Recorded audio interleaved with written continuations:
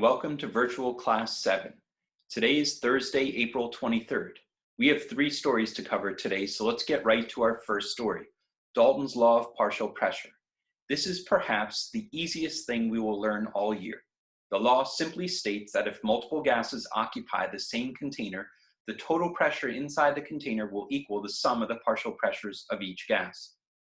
This law seems trivial at first, but will become important when we realize that often during chemical reactions, including one we're doing next week, gases are collected over water, and therefore what we believe to be the pressure of just the gas we're looking for is actually the pressure of multiple gases. We're going to explore this in more detail on a future episode.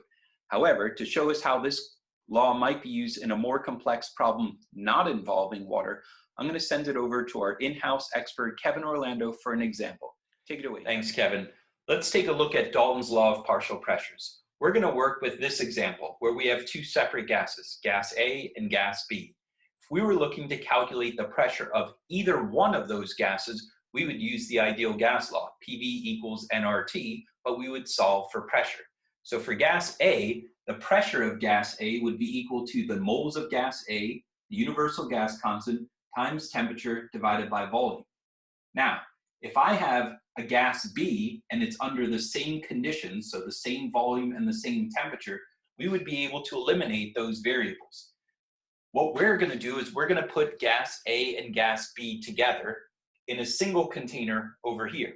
So if the containers are all the same size, I know I tried to draw it as best as possible, and the temperature is the same for all, we can eliminate those variables as well as R. So I'm going to take this and I'm going to reduce this to this relationship. The pressure of gas A is going to be directly proportional to the moles of gas A. The pressure of gas B is going to be directly proportional to the moles of gas B. So if we have the same volume and the same temperature, and of course R is going to be the same because it's a constant, the total pressure is going to be equal to the total number of moles.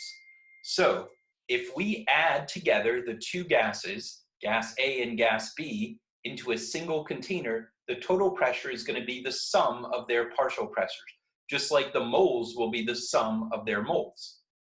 Let's take a look at an example. 3 gases, A, B, and C, are confined in a container. So let's look at, here's our container. And in this container, we have 3 gases. So we have gas A, we have gas B, and we have gas C. So if I continue reading the question, it says the total pressure inside the container is 1.2 atmospheres. So down here, I'm going to write P total is equal to 1.2 atmospheres. It says if the pressure of gas A is twice the pressure of gas B, and gas B and C are equal in pressure, what is the pressure of all 3 gases? So let's take a look at that again. We have 3 gases. The pressure of gas A is twice the pressure of gas B. So pressure of gas A is equal to 2 times whatever the pressure is of gas B. They also tell us that the pressures of gas B and C are equal to each other. So the pressure of gas B is equal to the pressure of gas C. So let's put this all together. The total pressure is going to be equal to the sum of the partial pressures. So the pressure of A plus the pressure of B plus the pressure of C. Well, we wrote up here that the pressure of A is equal to twice the pressure of B.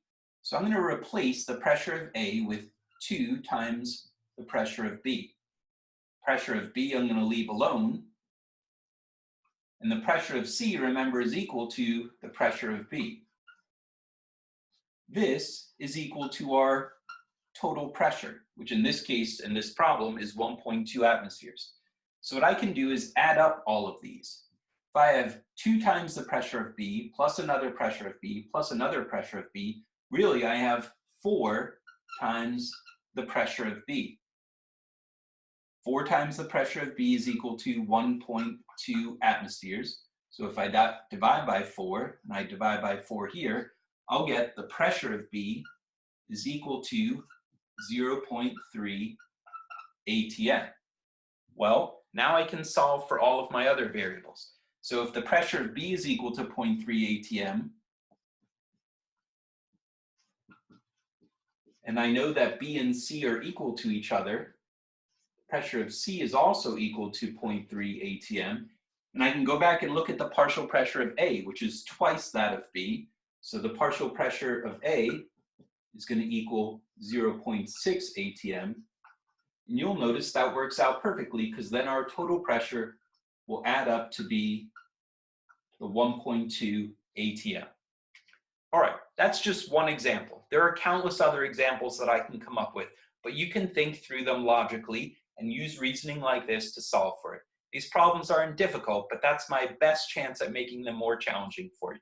All right, back to you, Kevin.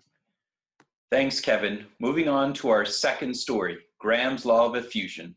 Lately, it has become increasingly obvious that I am slowing down. Where I used to be able to outrun my kids in a race because of my longer legs, they have quickly caught up and surpassed me. Simply put, my kids are now more fit than I am, and with their lightweight and young legs, they can run much faster than me. The same can be said for gases. Not in terms of age, of course.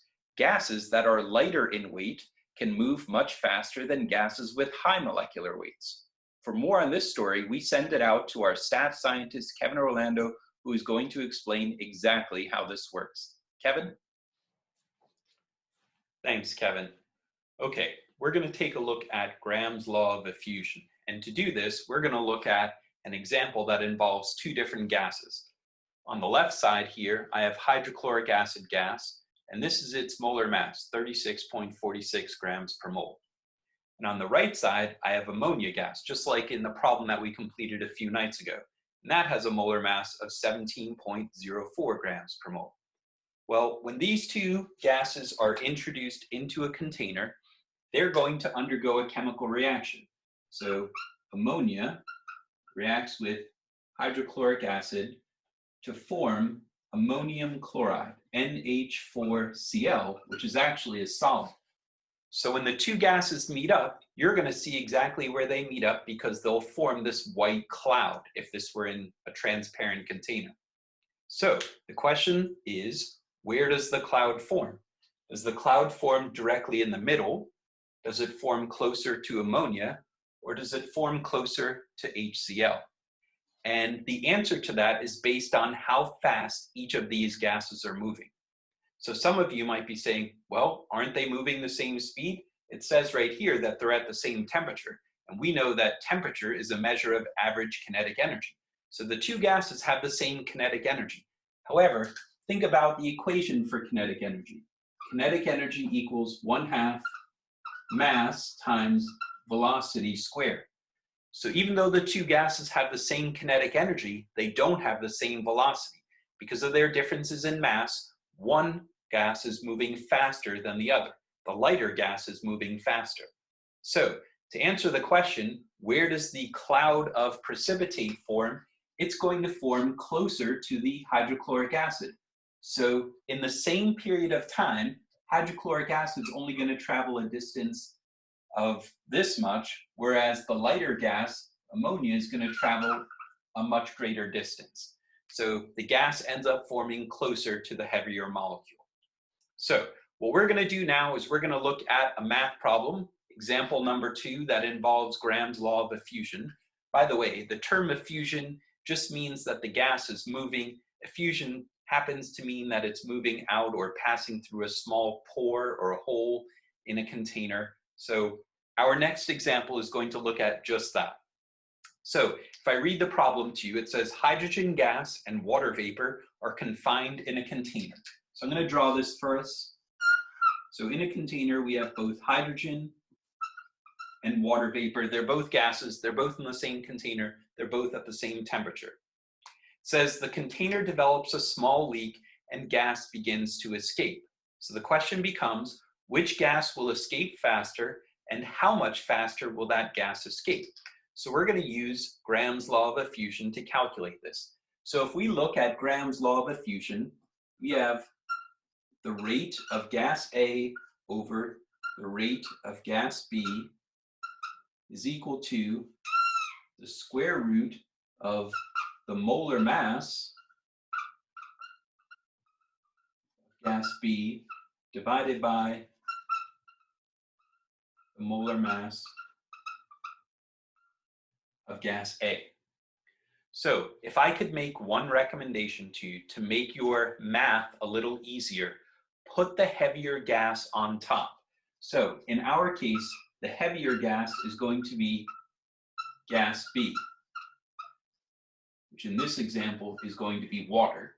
The lighter gas is going to be the hydrogen gas in this example.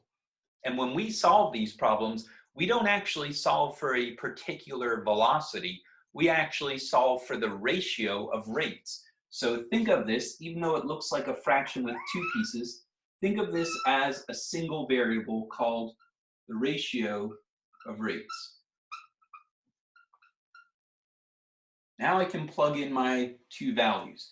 So my molar mass of B, gas B, which is water, is going to equal 18.02 grams per mole.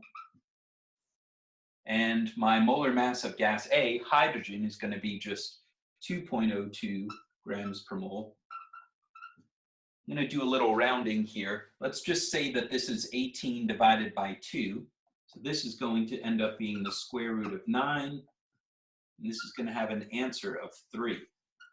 So when we solve for this ratio of rates, we should get a unitless number, because grams per mole and grams per mole will cancel out. And the unitless number represents how much faster one gas is traveling than another. So in this example, we would finish this up by writing a sentence, just like we did in some of our other examples earlier in the year.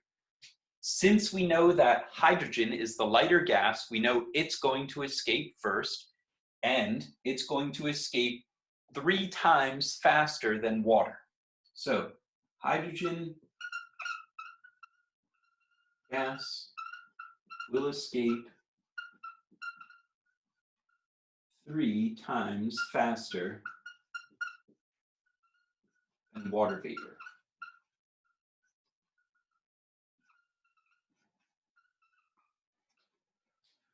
Okay, there you have it. So this is how you would use Graham's law of effusion to solve for the ratio of rates, or perhaps even to solve for one of the molar masses for the gases. If you have any questions, I'll be available on Zoom again tomorrow at 10 a.m. and 12 p.m. or depending on when you're listening to this, might be today at 10 a.m. and 12 p.m. So on April 23rd, Thursday at 10 a.m. and 12 p.m. Okay, back to you, Kevin. Thanks, Kevin.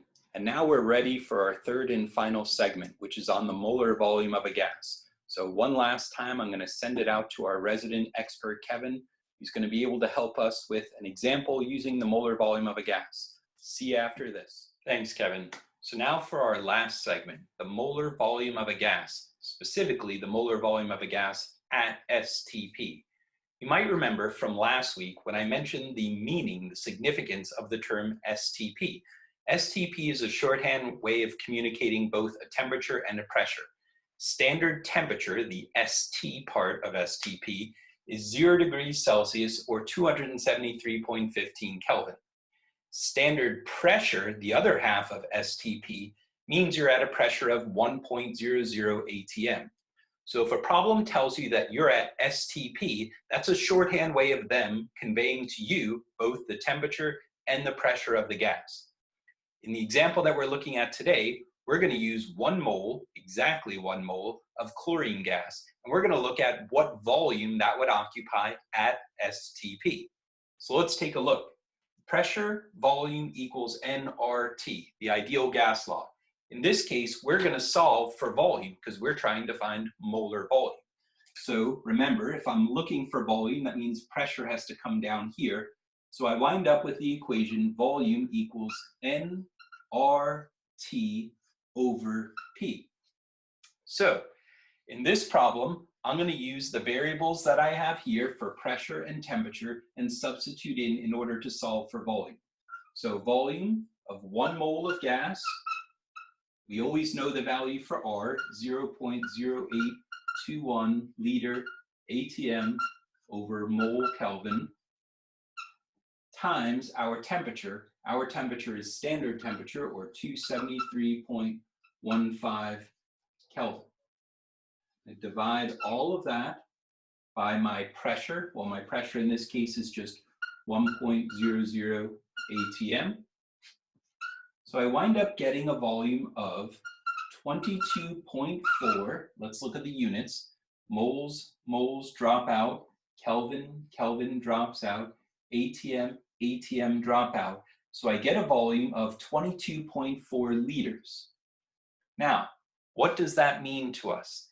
That means if I have 1 mole of any gas, not just chlorine gas, any gas, we didn't use its molar mass anywhere in calculating this, so it would be true for any gas at all. 1 mole of that gas at STP occupies this volume, 22.4 liters. So how does that help us? Well, we can simplify a kind of more challenging problem by understanding the relationship between moles and volume. So for example, if I had, let's say, 2 moles of a gas at STP, and this time, just for argument's sake, let's say I have methane. So I have 2 moles of methane, and I wanted to know what volume that was occupying. I would say, okay, every 1 mole of methane, or any gas, occupies a volume of 22.4 liters. So I would get 44.8 liters of methane at STP if I had 2 moles of it. All right, that wraps up our final segment. There is a homework assignment. I don't have to tell you the problem numbers this time because you're going to do all 3 problems. We have 1 problem on each segment. And I'll go over any questions that you have in our Zoom sessions tomorrow or today, depending on when you're listening to this. So if you have a question between now and then, just send me a message either through email or through Schoology, and I'll be happy to help you out. All right, thank you very much. Have a nice weekend, and I'm going to send it back to Kevin, who's going to wrap up the show for today. Thanks. Thanks, Kevin. And there you have it, another episode in the books. So please let me know if you have any questions on any of the topics that we listed today. Be sure to attempt the homework for tonight, which is going to be due on Friday officially. And please send me a message if you have any questions about any of this. It's been a real pleasure. I hope you're having fun enjoying these videos. And I'll see you next week. Thanks very much.